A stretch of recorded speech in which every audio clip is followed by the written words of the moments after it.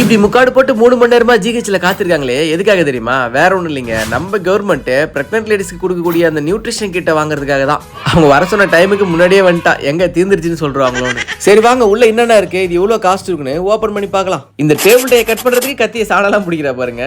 சரி வாங்க open பண்ணிடுவோமா. First எடுத்தோன்னே ஒரு காட்டன் துண்டு கொடுத்துருக்காங்க. இது என்ன ஒரு 30 ரூபா இருக்கும்னு நினைக்கிறேன். அதுக்கப்புறம் வந்து பார்த்தீங்கன்னா டேட்ஸ் கொடுத்துருக்காங்க, அதுவும் 2 பாக்ஸ்.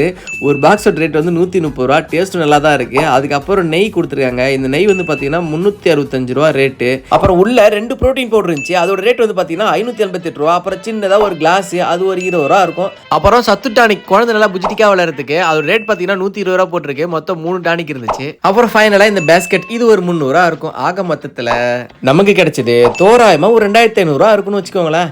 அவ்வளோதான் ஃப்ரெண்ட்ஸ், இதுக்குள்ளே இருந்த ஒட்டுமொத்த பொருளும் இவ்வளோதான். இதெல்லாம் அவன் சாப்பிட்றாலோ இல்லையோ, இதை வாங்கிட்டு வந்ததுக்கு அப்புறம் தான் மூஞ்சில் பல்ப் எரியுது. இன்னைக்கு நைட்டு நிம்மதியாக தூங்குவான்னு நினைக்கிறேன்.